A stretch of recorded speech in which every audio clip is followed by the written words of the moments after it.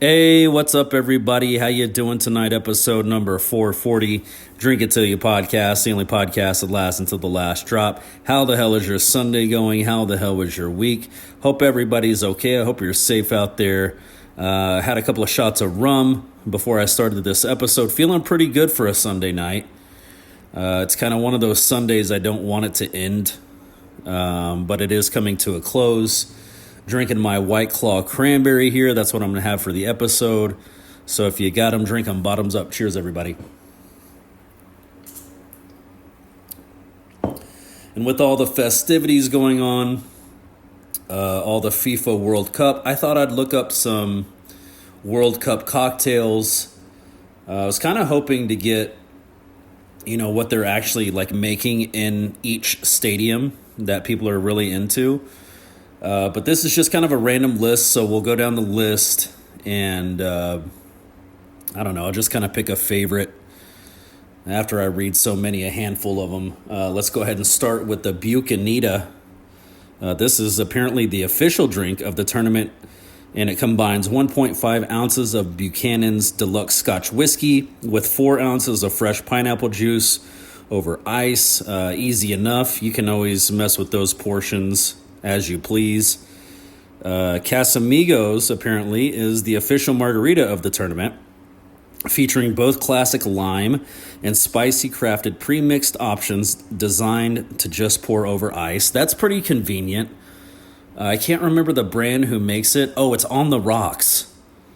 They make, different. You can do a margarita. You can do, I've tried their old fashioned, which, for being pre-made, it wasn't too bad, You just garnish it yourself or whatever if you have the ingredients. But I kind of like those pre-mades. It makes things easy, and they seem to have them down pretty well balanced. So go try that one. This one is the 42 Passion, a premium twist featuring 1.25 ounces tequila Don Julio 1942, passion fruit liqueur, guava syrup, lemon juice, and an optional splash of pineapple, served with tahini and dragon fruit rim. That Don Julio, that's some 1942. That always reminds me of hanging out with my friend Sid. Whenever we kind of get the wild hair to start drinking, it always seems like a bottle of 1942 pops up, which is, it's not too harsh, it's not too heavy, it's just right. You take a few shots of that, you're feeling good for the night. The next one is called the Penalty Kick Paloma, mixed tequila, grapefruit juice, triple sec lime juice, and a splash of coconut water. The Red Card Sangria, a mix of chilled red wine, lime juice, agave, and fresh mint. The Hat Trick is a combination of Tito's vodka, Malibu rum, cranberry juice, lime juice, and club soda. Dude, that's the winner. That's the winner right there, in my opinion. That sounds like a summer drink. It's like light and refreshing. You got 2 liquors in there. I mean, come on.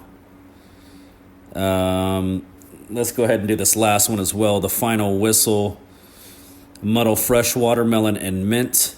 Add ALB vodka. ALB vodka. I don't know. Is that the brand? Lime juice, simple syrup, and ice topped with sparkling water. I hate saying this out loud, but I don't like watermelon. And I don't like mint. Unless I'm brushing my teeth, I don't like mint. So, that Hat Trick sounds the best, dude. That sounds really good. If you'd like to, write me at drinkittillyouPodcast@gmail.com. If you've been to a game in any given stadium, tell me your favorite thing you had to drink. I would love to hear it. I'd love to read it out loud on the next episode. I'll tell you this, the stiffest drink I ever had, and I only had 2 of them, was when I went to Chicago and I saw at Wrigley Field, the White Sox play the Cubs. And dude, they made me 2 Moscow mules that knocked me on my ass. Like, luckily everything's, within walking distance. I wasn't dry. I didn't have a car there. We flew there. But, everything's within walking distance. But, dude, those drinks, I mean, granted, we were out, in the sunshine while the game was going on. That didn't help. But, I mean, I don't know what they made those with. But, man, that's all I needed. I did not order another drink at that stadium in 9 innings of baseball because those first 2 they made me, they got me good. I can't even remember, honestly, if we stayed to finish the game. We probably didn't. No, we did. We actually did. Because I remember after the game, everybody flooding the bars. And they wouldn't let me into one of the bars. The most famous bar they wouldn't let me into. For whatever reason. I don't know. They could probably tell I was from Texas somehow. But anyways, so yeah, we're going to go into some World Cup here. I've been watching so much. I can't remember the last time I was this into soccer. Like, I kind of have a complex with soccer a little bit. Like, I grew up playing soccer. Many, many years I played soccer in my life and had a blast doing it. I love the game. And I just can't watch it. Like, I get super jealous and, like, envious of anybody playing. I know that kind of sounds weird, but it's like I want to be out there. You know what I mean? Like, not to say I'm going to be on a World Cup level, but even the even the amateur stuff, it does make me a little, like, I'm always trying to figure out a way I can wiggle into playing without hurting myself, and that's my big issue. Is like my knees never been the same. I tore my ACL when I was like in high school. Kind of ended my soccer career right there. But I've never really been able to get back in. I did the whole thing. I did the surgery. I did the rehab. I had I call it my Stone Cold Steve Austin metal brace on my knee. I did everything. I did everything that was asked of me. It just was never the same. You know what I mean? Like, if I turn wrong, I'm out for a week and I have like fluid on my knee, which really sucks. I'm like, okay, I clearly can't do this anymore. So I've kind of been thinking about it, like a way I can get back into it without having to, I can't be a goal scorer, or I can't be chasing anyone down on defense. I can run pretty much straight paths. So I started thinking about it. I was like, well, what position handles the ball the least with their feet? And I'm like, I got to be the goalie, dude. That's my way in. I can still be around the game. I'll just be the one people kick the shit out of the ball at. You know what I mean? I'll do my best to block it. But yeah, just doing that in indoor. I know there is like planting and maneuvering and stuff, but it's not quite the same as like trying to fake someone out with a soccer ball. That's where I get in trouble. And my thing too is I can't just half-ass it. I could join a team tomorrow and play like the forward or something or defense, and I'd be like, okay, I'm just doing this for exercise. I'm going to take it easy. It wouldn't happen. The first game, I guarantee you I would end up hurt because I can't do it. Like, that competitive streak starts to rise up in me, and I just have to go like full force, and I mean, I would regret it. So, with that said, I think that's my way in. I'm just going to be the goalie, and that's that. Like, sure, it'll still be indoor, which, I'm never going to play outdoor again. I'm done dealing with the Texas heat and the Texas sun unless I absolutely have to. That's a choice I'm never going to make, to willingly go out into the sun and play a game. You know what I mean? Like, I'm not doing it. So indoor is it for me. And that's actually where I tore my ACL because, you play outside, that ground and the soil, the dirt underneath is pretty forgiving. It can be. You can still get hurt for sure. But indoor is like concrete and a layer of, just that fake AstroTurf or whatever. That shit is very unforgiving. So, that is where I got hurt, but I think I can do it. I think if I just play goal, and it does, I'm not, I say this now, but I don't give a shit about wins and losses. It is what it is. It's really just about being out there and participating and being on a team and trying to get them the victory. You know what I mean? Like, I'm not going to be diving across the goal. Like, people are probably going to want me to not play goalie anymore because I'm going to be like, well, they scored. It is what it is. I'm not diving after that. They're going to be like, dude, it's the championship game for all the, I don't know what they give you, a t-shirt and indoor for winning the championship. I don't even think it says champion on there. It's probably just the league you're playing in. But anyways, so yeah, that's kind of my way in. And I really, honestly, like the soccer is so confusing to me. Like just looking at like the Premier League, it's just so confusing how they do things. I just can never really decide, pick a team. And I went through this with college football there for a good while before I just gave up on it completely.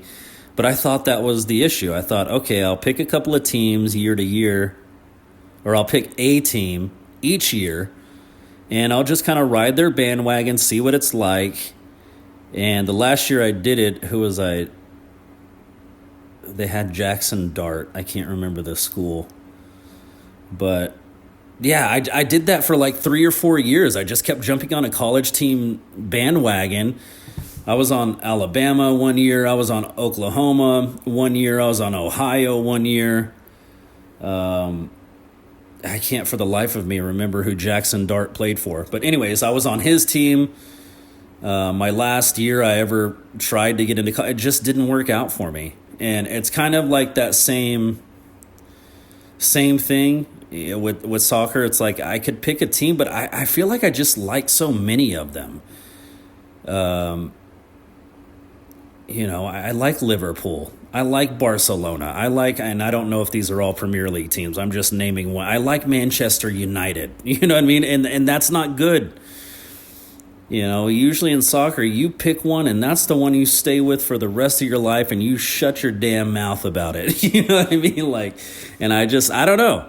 I'm trying to get into it, but I will tell you, since I can't remember if it was 1994, 1996, that was the last like World Cup I was and I was a kid, that was the last World Cup I was super into trying to watch all the games, but I've definitely got the bug this time around, and it's fun. I'm watching teams I don't even give a shit about. Those stadiums are packed. People are having a blast. I mean, unless you're losing, you're not having a blast, but for the most part, people are having a blast. It's a great atmosphere. It's driving a lot of interest into soccer, which is cool, like, I don't know if it'll ever be as big as football is here, or baseball, or any of the other big four, but it's good to see, even Americans going out and supporting. So let's go ahead and talk about Messi real quick. Dude, Messi and it's the two everybody talks about, Messi and Ronaldo. Messi has scored 6 goals. He set some kind of record. I can't remember, but dude, isn't he just amazing? And I hear some people say, I ask people like, why do you like Ronaldo better than Messi? Like clearly. And I'm not taking anything away from Ronaldo, like, don't get me wrong, but Messi is clearly the more skilled player and has been. I'm not saying Ronaldo doesn't have any skill. Don't fucking burn me at the stake over saying that. But they both clearly are top-level players. But, Messi is just on another level. If there's a player that we're breaking out of the matrix because of his level of play, it would be Messi. You know what I mean? Ronaldo did score 2 goals in his last game, but it's still like that just tells you the level right there. Like, that's an amazing thing to be able to do, but who did it a few games prior?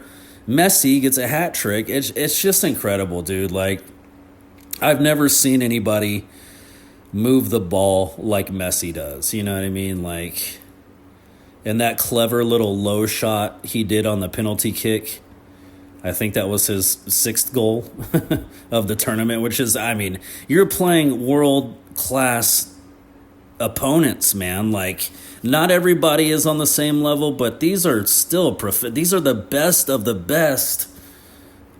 their given country, and you're still just, a hat trick is just crazy. 2 hat tricks is even more crazy, but Yeah, Ronaldo does get 2 goals in his last game. They play Wednesday, I believe, Portugal. And yeah, Argentina just looks like they're going to defend the title. I totally forgot that they won it last time.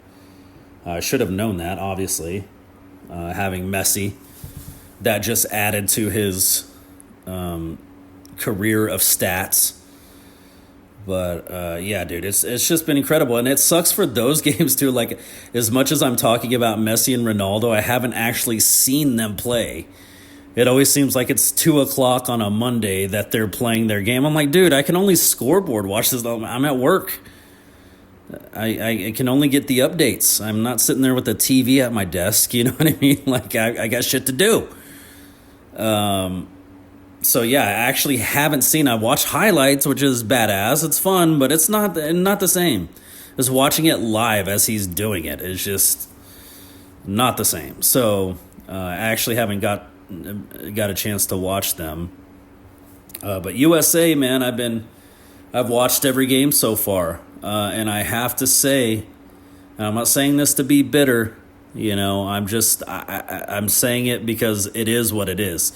In that game against Turkey, that was a well-fought game. That was a good game, back and forth. USA looked like absolute dog shit in the first half of that game. I mean, absolute dog shit. Like, me and my mom were looking at each other like, what happened to this team? Like, it was like a low effort, and I get it. The game was meaningless. Like, we're moving on either way, but it's like you want to show a little bit more effort than that, dude. Like, I remember at one point, it was like, I was so irritated. I'm like, run after the ball. What are you doing? Like, we were just playing so passive and like letting them have their way. And it's like, they don't need any help looking good. Like, they had some good players, man. So what are we doing? Like, beat them to the ball. It seemed like every time our goalie kicked the ball out, you know, it's not a free kick. I can't remember the terminology. I've been away from the game for so long, but I guess a goal kick on the goal kick. It's like every time our goalie did a goal kick, nobody was ready. It never went to an American. And even if it was going to an American with the Turkish player behind him, the Turkish guy was always beating him to the header. And it's like, I saw a few occasions where our guy didn't even jump to like head the ball. It's like, you're not even going to contend that? Like, what the fuck, man? It was so odd. And I'm reading online that this is our B team or whatever. It's like, I don't know, man. If I'm on the B team, if I'm any of those guys, I'm not jogging to the ball. I want to make an impression on the coach. When so-and-so goes down hurt, he's going to be like, oh yeah, old dude over there plays his ass off no matter who we're playing, no matter what minute. Like, yeah, that's who you want to step up. But these guys were just like, la-di-da. And I'm not talking shit. I don't know the strategies. You know, I guess it was a strategy to kind of like pull back a little bit. I don't know. It just seemed like we sucked. I'm not even going to say we were giving it to them. We just sucked. That first half. We came on strong in the second half, which was nice to see. The issue I have, and this is just an issue of right and wrong, they literally called back a goal because we had a guy who was offside. You know, they basically, our attacker can't be behind their defense when our guys, you know, trying to chip the ball over or passing or whatever. So they called back one of our goals, and that's fine. I mean, yeah, you got us on the rule. We were offside. I saw it on the replay. I'm like, okay, no big deal. The game-winning goal for Turkey was absolutely offside. I have a screenshot that I shared on Twitter because it was so egregious. And the refs were just like, yep, good goal. That one. And it was like 7 minutes of extra time.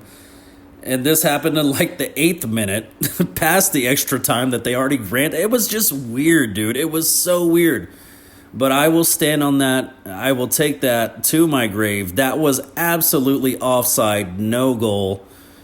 I mean, I'm glad that Turkey was so happy that they won, but it's like that was not. They literally called back the same goal on the USA for the. I mean, it was almost the same thing. Offside is offside, no matter how you dice it. Go check out my Twitter page at Drink Until You. You'll see it on there, but yeah, it's as soon as that guy chips the ball to go to the guy on the far post. There, I think he's number 23 or 13 on Turkey. Yeah, I mean, he was a whole, like, person offside. It wasn't a shoelace. It wasn't a knee. It wasn't a just barely arm over, It was a whole, like, body's worth over where our defense had already pulled up, So I don't get it. It's weird. Very, very weird. But, they get the victory. Congratulations to them. And I will say this. Just as I would say about my Dallas Stars when we're like trying to come back and we lose the game 6-5, even though we were down 6-2 in the second period. It's like, well, yeah, that's the reason you don't let them get 6 goals is because it's really hard to come back from. So that would be my advice for the Team USA is, yeah, don't go down 2 goals and you won't have to fight back so hard, and then have a potential missed call go in on you. So it was, and I'm just being honest with you guys. That was absolutely offside. That was a bullshit goal. I'm not saying that because I don't like Turkey. I'm not saying that because that would be for anybody, any game I was watching. That was a blatant offside. They did not call, and they scored the goal. And then it's like the ref was like, "Game's over. We're done." Like, damn, bro, you're not even going to give us one more possession to, like, try to come back. Like, damn, the fuck? But, yeah, like I said, congratulations. I mean, Turkey went home. So, that was a pretty good victory. That was a high note for them to go out on, even though it was at my team's expense. If that was our B team, Jesus Christ, man, like the hustle, it was drastically different. Like I said, I was looking at my mom like, who is this team? I haven't seen this team play in this tournament so far, not that we needed the win. I've already said that we didn't need the win, but it's like, you want a good showing, don't you? Like I said, from a player's perspective, wouldn't you want to show the coach if you're on the B team that, hey, man, I'm trustworthy. If any of these starters go down, I'm your man. Like, that's what I'd be out there trying to show. I'd be hustling to every fucking ball. You know what I mean? And I can't remember which game it was. There's a ref that went down in the game. Like, I guess they had to add extra time because the ref got a cramp. He pulled a hammy or something. It's like this. Soccer is so the wild, man. Like, the players go down and writhe around on the ground, and like they'll get up 2 seconds later as soon as they know they have possession of the ball and they get a free kick. They're like, oh, okay, I'm better. I'm up. Now you got the fucking refs diving on the ground, giving extra time. It's weird. It's like even the refs are diving, bro. Like, what the hell kind of sport is this? They got him some pickle juice. He was okay. I guess that's the go-to thing now. It seems like all across sports, that's kind of the go-to thing is the pickle juice. Yeah, just cracked me up. Like, bro, the ref's not even playing in the game and he's fucking hurt. Like, this is just a curse. This game is cursed, And, there's good plays where 2 guys go up for a header. I think it happened in the first game in USA, the first game USA played. 2 guys go up for a header. They knock heads. They both fall down. They're both kind of rolling around. Yeah, I get that. You just clack skulls with another adult male. Yeah, that's not going to be good. But this whole, like, you barely touched me and they got to do something about that. That's what kills the game. That's what's killing a lot of games, like in hockey. Amongst the players, you're looked down on if you're diving. They'll even call embellishment you know. But they got to get that out of soccer too, because it's just ridiculous. Now you got refs diving. It's just nuts. But it has been fun, to be honest. Like it's been a lot of fun. I love just tuning into the random noon game and just seeing how they play. You know, it's still fun. It's still such great competition. But yeah, they got to do something to. And I'm saying globally, worldwide, no matter what league you play in, they got to crack down on that diving shit. Like, you should have to come out of the game. If you're rolling around in pain and acting like you just got your leg amputated, you should have to come out of the game for at least 5 minutes. I feel like that would really help players not do that kind of extra dramatic bullshit. You know, and like I said just a second ago, it's hard because you do have hard plays. See, these guys aren't out there wearing pads. You know, it's not full contact soccer or anything like that, but mishaps do happen. You know, two guys clack heads, two guys clack knees, you know, whatever. Somebody gets kicked in the ankle on accident because the ball moved right before the other guy kicked. Things like that happen, but it makes it so much more confusing when you got other people who aren't really getting hit just diving for a call. You know, I don't know what to tell them. I don't know how to help them. Other than to raise awareness, like I am, just from an American's perspective, that shit's boring and lame. You can't keep the game going because everybody's got to get the call. It's like, I hate that. It's like I love the video of LeBron James where he got fouled, and he's like laying on his back, peeking through his fingers to see who's around. I was like, dude, you know there's cameras on you, right? We can see you, LeBron. We see you down there faking. What are you doing? Oh man, so great. But yeah, I mean, it's an issue. That's just the humanistic thing, isn't it? Like, we're all just trying to get the advantage any way we can. You know, some of us take a camera and spy on the other team's football practice so we can learn their plays.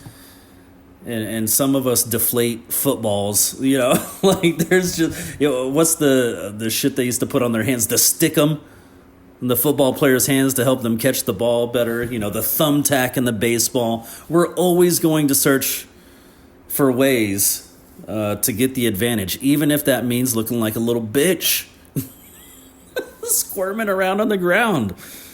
That guy didn't even kick you, dude. You felt the wind of his kick and you fell down like he broke your ankle. And as soon as you got the free kick, you're like, oh, I'm better. I can take the kick. It's like, no, bro. Like, the ref isn't seeing this. You're seeing this, right, ref? I mean, come on. That's ridiculous. You should not be able to do that. That's crazy. You know? Yeah. But other than that, it has been fun. Let me talk shit on soccer for 30 minutes and then say how much fun it's been. Me contradict myself in the last 2 minutes of this episode. But I love it. It's been great.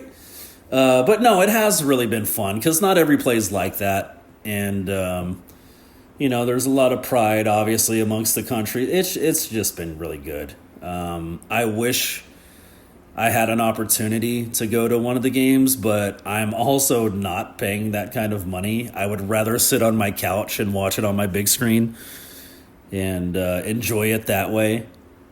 You know, man, I really thought the U.S. was going to get that game, dude. And they came back and tied it. And that dude, I can't remember who scored, but he grabbed the soccer ball out of the net and he's like running it to midfield. That's the little mind games they love to play too. I do love that part of it. When it's like the other team gets a free kick, but the team who, you know, had the penalty called on them, they have possession of the ball. They'll like just boot the ball just away from everybody, so you have to go get it before you can get your kick. They're just always doing petty shit like that. Like a ball goes out of bounds and it bounces right to one of our players and he just walks away from me. He's like, I'm not getting the ball for you. I just love it. It's great. It is pettiness, but it's pettiness with a purpose. You know what I mean? Like, we're not here to help you out. I'm not going to run some extra steps so I can get you the throw-in ball. Or, I'm going to take it like turkey. I'm going to just actually boot the ball away from you. Like, some of this got to be unsportsmanlike. You know what I mean? Come on. We're trying to get the game going. We're trying to keep the game flowing. Isn't that what every sport wants? More flow, more scoring. And yeah, every time they boot the ball away like that, it just kills the momentum. But that's the point. They're trying to kill the momentum of the other team. I just have to say one last thing on the Messi low kick where he scored on the free kick. We used to do this thing where, you have to be, I can't remember the exact feet away from the free kick that the opposing team has to be, but we used to be every inch as close to the ball as the ref would let us be. Like, the ref would even have to step in between us and be like, hey, you got to go back. You're not enough distance away from the free kick. Go back until he was satisfied. But we would stand there and, here's the thing I don't understand about that kick with Messi is, I guess the other team doesn't have any restrictions of how far they can stand between you and the ball, right? So even if you stand as close as you can to that ball within reason that the ref says is okay, the other team that has the free kick could just come stand in front of you and kind of block your vision, block your goalie's vision, which is exactly what happened with that Messi low free kick.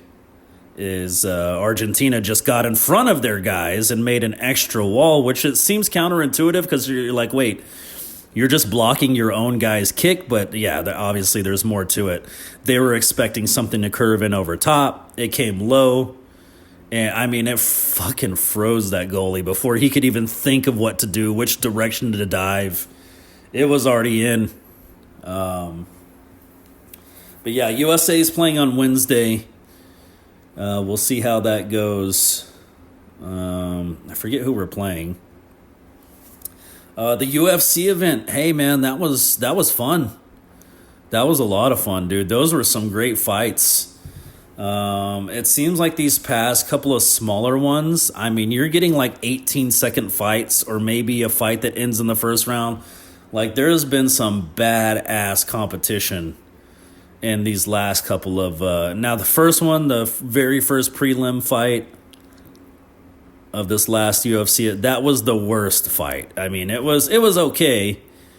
It got better as time went on, but Jesus, dude, the way it started, they didn't throw a punch at each other until there was a minute left in the first round. I'm not even kidding. I mean, even the crowd started booing. It's come on, dude. What the fuck? You're opening the show like this? It was terrible. But they did heat up. It did get a little bit better, but it definitely wasn't the fight of the night. But I guess the next one we have coming up is the Holloway-McGregor fight, I believe. Or maybe there's one in between, but that should be a good one. I kind of got my money on Holloway. He's been doing the thing consistently this whole time, so I give him the edge a little bit. I wouldn't say I'm a huge Conor McGregor fan, but I appreciate him. I respect him for sure. He could definitely make a statement if he comes in and beats Holloway.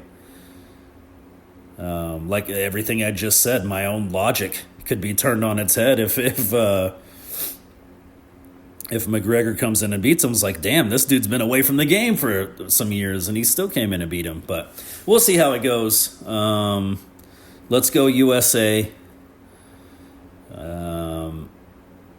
I don't know if we're world beaters, but I'm doing just like I do with the stars, man. I'm just enjoying the ride. That's what it's all about. So anyways, as always, don't drink and drive. Treat yourself to an Uber. Treat yourself to a Lyft. Treat yourself to a DoorDash. Treat yourself to a Waymo if it's in your area. And let's go ahead and finish these off. If you got them, drink them. Bottoms up. Cheers, everybody.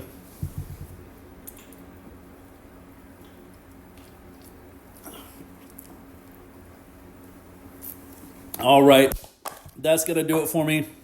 I will talk to you all next week. I love you all. Bye.